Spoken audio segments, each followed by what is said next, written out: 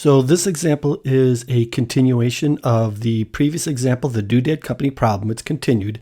So the problem hasn't changed, but there is a different question down here. It now says, determine the optimal solution of how many widgets and gadgets the doodad company should make per day to maximize its profit. So now that we have its objective function, now what we want to do is we want to determine how many widgets and how many gadgets the company should make in order to maximize its profit here. Don't forget, we want to maximize the profit, make the most money. So there are usually 3 steps that we can take when approaching linear programming problems. And the first step is to construct a table to organize our thoughts, similar to what we've done in the previous sections. So we can see right here how many widgets and gadgets, as we've done in the past. And that's going to be our unknown. That's going to be our variables, or the values that fluctuate. And as we've discussed earlier, that these are the values that are going to go across the top of our table. And they're the ones that are going to create these columns. Now, of course, the rows are going to be the elements associated with the variables. And those are, we have 5 minutes of machining. Then we have painting. And we have the assembly. Also recall that the rows also contain the totals. So we have a total of 164 minutes for the machining. We have 100 minutes here for the painting. And 74 minutes available for the assembly. So now that we have all our values here, we can go ahead and construct our table, and it should look something like this. So again, as you can see, we have our variables, the widgets and the gadgets across the top here. And they create these columns. We do have this other heading here just to tell us the totals over here. But these are the variables here. And of course, here are each of the elements that are in association with the variables there. And then we have this other line right here. We're going to put in the objective function here for the profit. And the reason we do this, we want to show the association between the value of the widgets, and don't forget the widgets is the x's and how it falls within each column. Well, we can see right here, that's our system right there. So I'm just going to copy that system down. We have 5x plus 4y, that's equal to 164 minutes. Then we have x plus 5y, that's 100 minutes for the painting. And then 2x plus 3y, and that's equal to 74 minutes. And we'll close off that system. Now then the next step is to graph the system. Now, your graph doesn't have to be anything fancy or specifically accurate or anything by any means, but it should be clear enough to be able to model the problem. So the graph should look something like this. And as you can see here, this line right here, that's 5x plus 4y is equal to 164. This line right here, that's 2x plus 3y is equal to 74. And then, of course, this line right here, get my arrow in there, that's the x plus 5y is equal to 100. Now, keep in mind that the time required that's represented by each one of these equations are the limits that are placed on the objective function, or in other words, these equations represent the most time that is allowed for each of the tasks. So these lines actually represent boundary lines of inequalities. So we're going to rewrite this linear system as a system of inequalities. So we'll have 5x plus 4y. Now the most time is 164 minutes. So as long as we are less than or equal to that, we're good. The next one, x plus 5y. As long as we're less than or equal to the 100 minutes, we're good. And then 2x plus 3y, and that's got to be less than or equal to 74 minutes. Now we're going to put in 2 other inequalities here, and one is going to be x is greater than or equal to 0, and y has got to be greater than or equal to 0. And the reason we do that is don't forget that X and Y represents the widgets and the gadgets. And we can't have less than 0 widgets and less than 0 gadgets. So we have to make sure that we specify that in our inequality. But this is the system of inequalities. And this system of inequalities are the constraints or the limits placed on our objective function. So I'm just going to write this right here.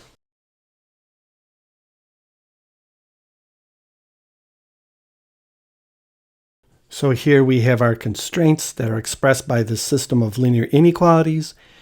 And right here we have our objective function. Those are the two things that we look for within our problem here. And this is what models this scenario here. Now in earlier sections, we learned that when more than one inequality is graphed on the same coordinate system, the regions create these overlaps. And where all the regions for this problem overlap, it occurs right here. And it's bounded by this geometric shape. And this geometric shape can be pinpointed by these points here. It's corners. And these corners are called vertices.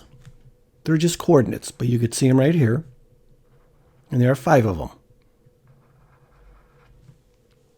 And we could see right along here, X has got to be greater than, so it's got to go that way. But it ends right here because there's a limit here. Y has got to be greater than, and it's got to end right here because this line is creating a limit. Then we have this one here, going down this way here, and then finally here. So this region here where all these inequalities overlap, this is known as our feasible set. And I'm just going to write it in right here. And the feasible set is the set of all solutions that will satisfy this system here. So we can pick any point within this region here, and it'll satisfy this system. But we don't want just any point. We want the point that's going to maximize the profit. So that's going to occur at one of these points up here, one of these vertices. These are the extremes out here. Beyond that would not satisfy all the inequalities. So we know that it's got to happen at one of these vertices. So the vertex down here, well, this is the origin. This one up here, this is the y-intercept to this line. So this line is x plus 5y is equal to 100. So the y-intercept is where x is equal to 0. So if we make x is equal to 0, then y has got to be 20. So this is going to be at 0 and 20. So this point down here, this is where 5x plus 4y is equal to 164 goes through the x-axis. So that's at the x-intercept. That occurs when y is equal to 0. So if we make y is equal to 0, then 164 divided by 5, that's 32.8. So that occurs at 32.8 and 0. Then the other only two coordinates that we need to find is this one here and this one here. So we can do that by placing these equations into slope-intercept form. So this line right here, x plus 5y is equal to 100. And where it crisscrosses here, 2x plus 3y is equal to 74. So we have x plus 5y, that's equal to 100. And in slope-intercept form, that's going to be y is equal to negative 1/5 x plus 20. And then this line right here, 2x plus 3y, that's equal to 74. And in slope-intercept form, it's going to be y is equal to negative 2/3 x plus 74/3. So then we make these two equations equal to each other, solve for x, slug it in, and get us our y. So we'll do that. So we have negative 1/5 x plus 20. We'll make that equal to negative 2/3 x plus 74 thirds. If I add 2/3 to either side and then subtract 20 from either side, we'll have 2/3 x minus 1/5 x. That's going to be equal to 74 thirds minus 20.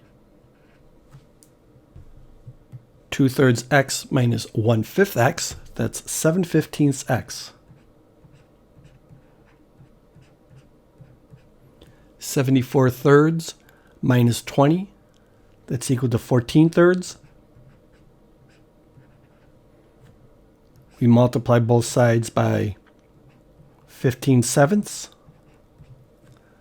We have x is equal to 10. I then take this x and slug it into any one of these equations here and solve for y. Y is equal to 18. So then the coordinate for here, that's 10 and 18. We'll do the same for this coordinate down here. So this coordinate is where this line right here and this line here crisscross. So we'll do the same thing. So this line is 2x plus 3y, that's equal to 74. Again, in slope-intercept form, it is y is equal to negative 2/3 x plus 74 thirds. And then this line here, that's 5x plus 4y, that's equal to 164. And in slope-intercept form, that's y is equal to negative 5/4 x plus 41. Make these two equations equal to each other. Negative 2/3 x plus 74 thirds